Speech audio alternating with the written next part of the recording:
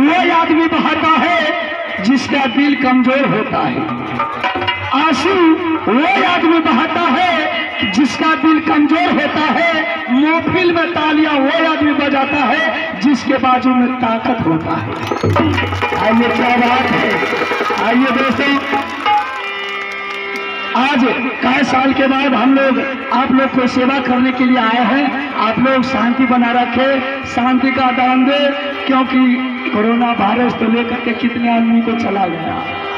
आइए, तो आज की रात आप लोगों के बीच अल्लाह दल में से खेल रखा गया है, दल का घर का लड़ाई। आप लोग शांति बना रखे, शांति का दान दे, और एक बार लड़पा वाली मैया का जयकार हो जाए तो बहुत खुशी का बात होगा।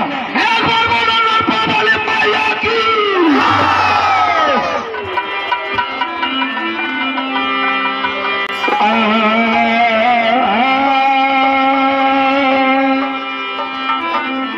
अरे पहले सुमरा गौरी गणेश को, राम हो सुमरा अयोध्या हो,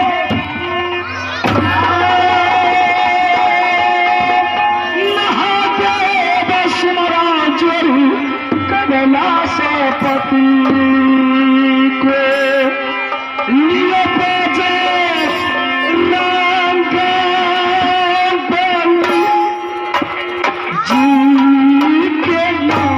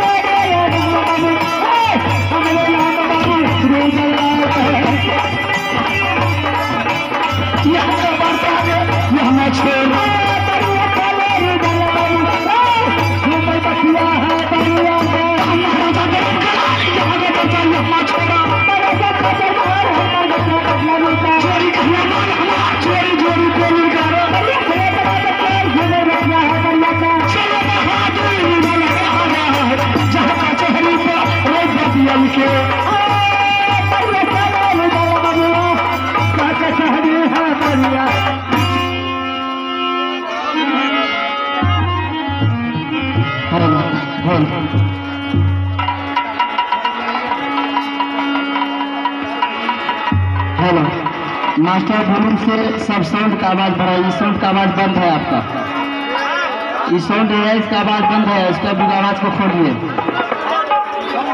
आवाज अगर भरपूर नहीं दीजिएगा तो मजा नहीं आएगा।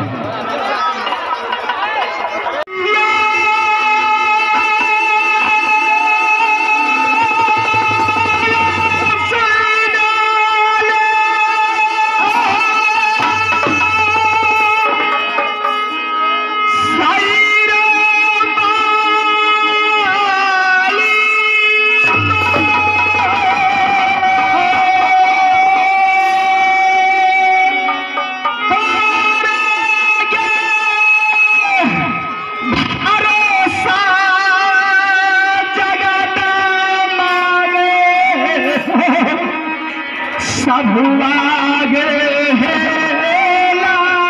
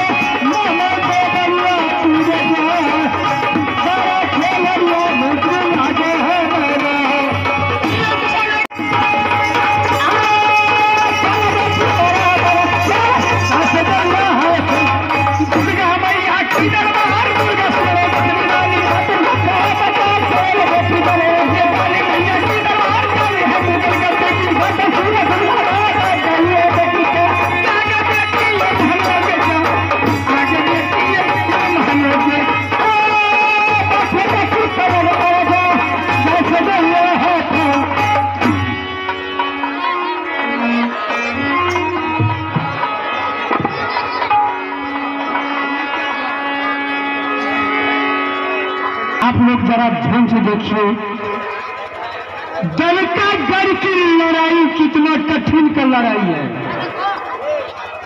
लेकिन मेरा परिचित नहीं समझे। मेरा घर किला उर्वल और मेरे पिताजी का नाम पुरोमल सिंह और मेरा नाम मामा माहिर। मामा माहिर कहावत है, आज से नहीं चारों युग से आता है। मानव और देव में, मानव और देव में अगर नारद जी नहीं रहता तो शंकर भगवान को शादी राजा दक्ष की बेटी पार्वती की साथ नहीं होती,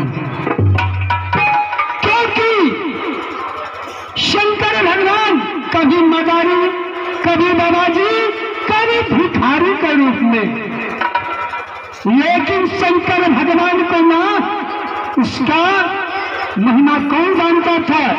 एक पार्वती और एक नारद जी।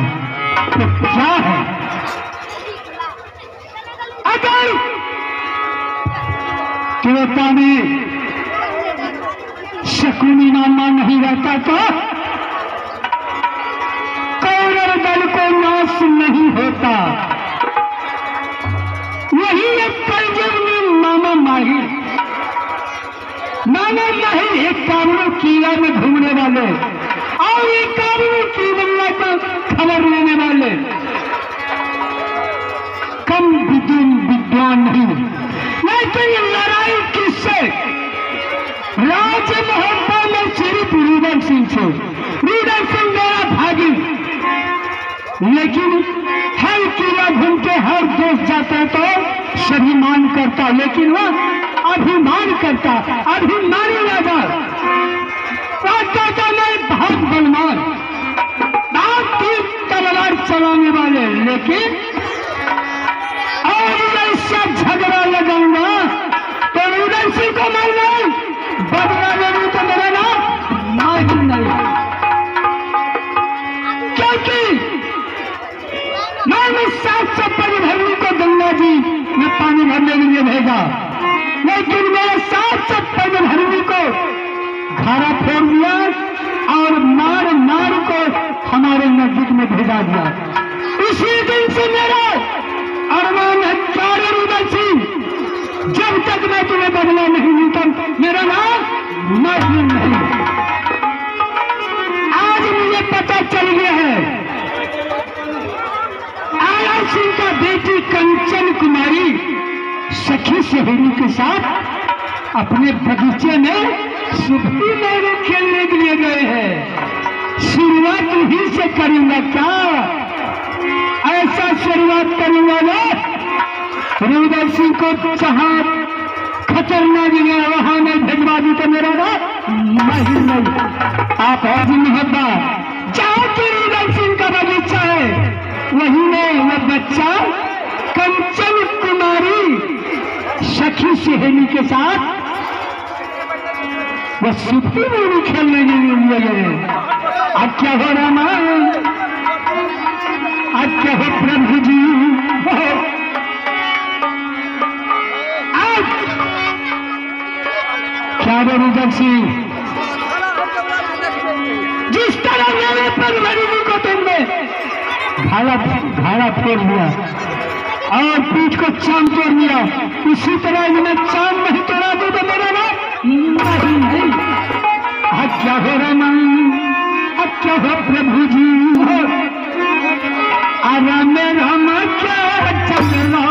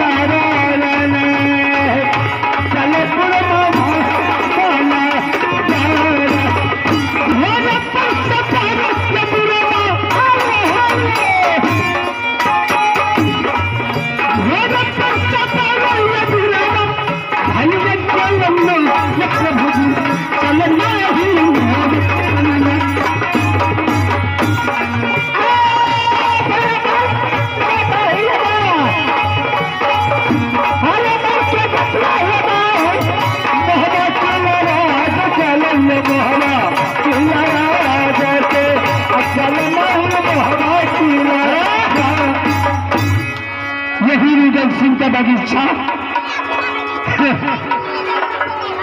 अभी मैं घूम कर देखता हूँ कहाँ पर दोनों बच्चियां है और कहाँ खेल रही है।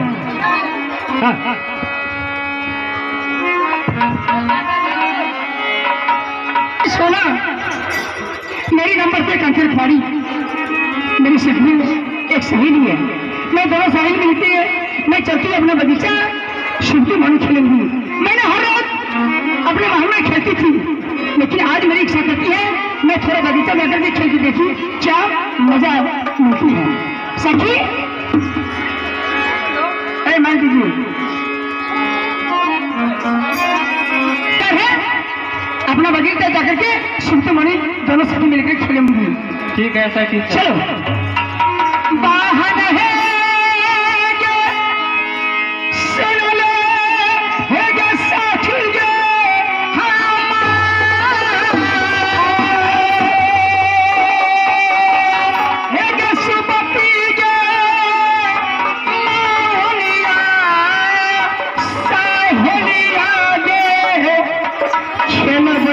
अपना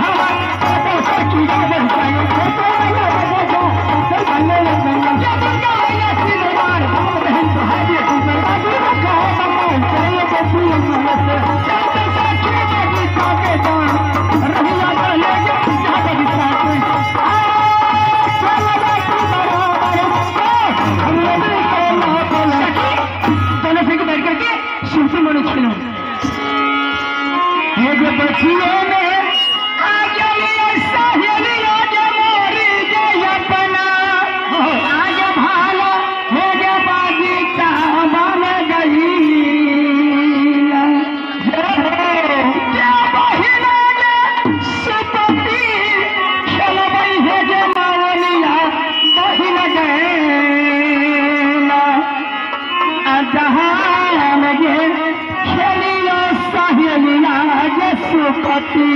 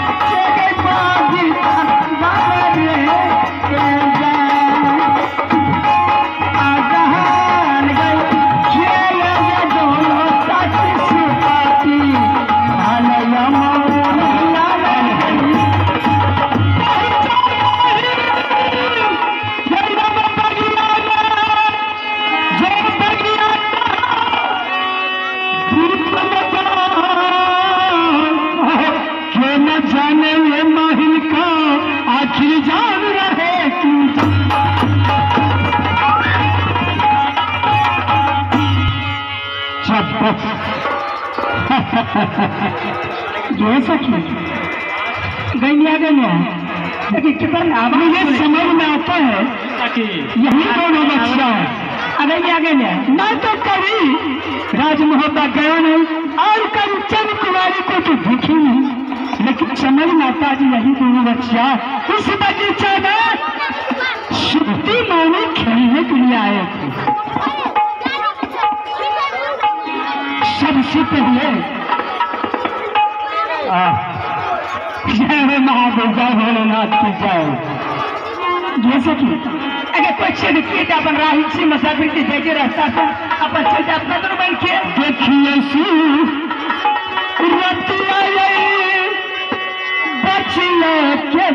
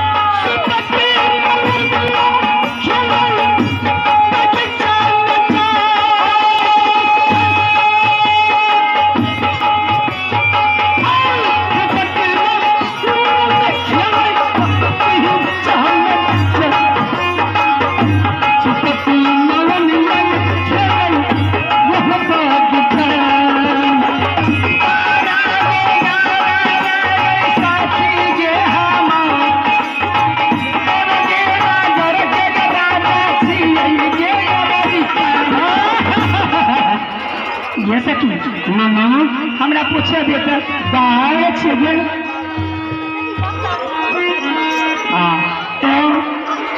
जब हमें दोनों बहन खेले छे हाँ एदने क्या गुजर गलो आ नहीं मिली बाय हमें तो बुढ़ लोग छे कहलिए यहाँ नाश्ता देने हम चल जाए छे।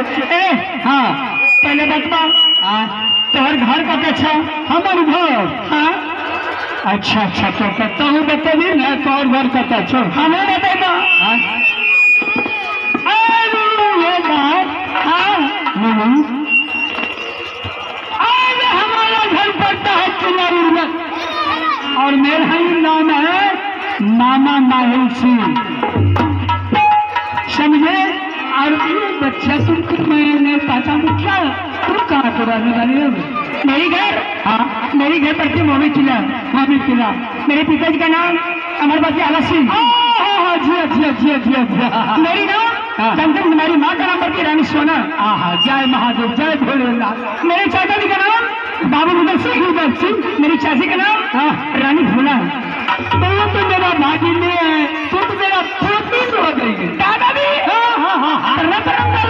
जिया जिया जिया जैसा कि एकदम जिया जिया जिया खूब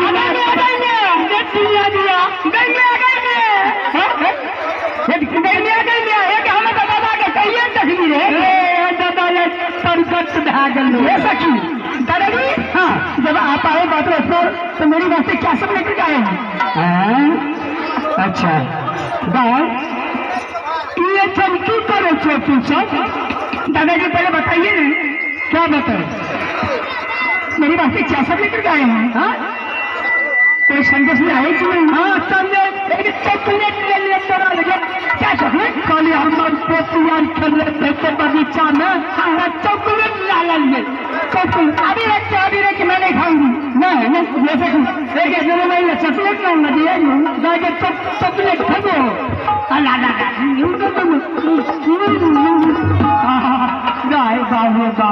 अच्छा कता है मेरे जंगल दादाजी मैंने हर रोज दरबार में खेल रही थी दोनों सखी मिल करके। अच्छा लेकिन आज मेरी इच्छा हुई दोनों सखी मैं अपना बगीचा आई हूँ हाँ सुप्ती मोनी खेलती हूँ सुप्ती मोनी हाँ छी छी छी छी छी क्या तुमने सुप्ती मोनी खेलने के लिए आए हैं? इतना बड़ा जोधा को बेटी और भतीजी होकर तुम क्या एक नीच काम करने के लिए बगीचा में आए हो? क्या दादा मैं खेलूं नहीं? हाँ, घर पर खेलते, अपने दरवाजे पर खेलते, बगीचा में दादा नहीं समझे? हाँ, आज मेरी इच्छा हुई मैं अपने बगीचा जाकर ही खेलूं। अरे क्या रे, अच्छा ठीक है, कि बहुत अच्छा की बात, लेकिन एक बात और है। क्या? दादा तुम्हारे पिताजी आधार सिंह मेरा भाभी है ना? हाँ, उतने बाहुबल तेगा तू तलवार बना चलाने वाला, रात चलाने वाला। और तुम्हारे चाचा रुदल सिंह एकावनों किला को लूटने वाले और एकावनों किला में नाम जगाने वाले। लेकिन बात एक है, क्या बात? खेलना है तो अच्छा ढंग से अच्छा चीज कोई लेकर खेलो। दादाजी, हाँ सिटी बंद कीजिए ना। दादाजी, ऐसा कौन खेलना अच्छा है? हाँ। खेलूंगी लेकर के। ये बताइए, तुम्हारे राज्य में राजमहल में एक सामान है, वो चीज है। कौन सामान? कोई सामान? बाजी? अरे चंदन चरखा कट्टू कहीं मेरा मरवे नवाजा है राजमहल में। नहीं दादाजी, नहीं है। इतना है, मेरी उम्र इतना गुजर गई है। हाँ दादाजी, हाँ चंदन चरखा कट्टू मेरा और मरमर मरमर दादा मैं तो कभी नहीं देखी, कभी नहीं। क्या रहोगे? और दादाजी मैं जानते भी नहीं हूँ। और यहाँ सिंह का है तो पुत्री ये महादेव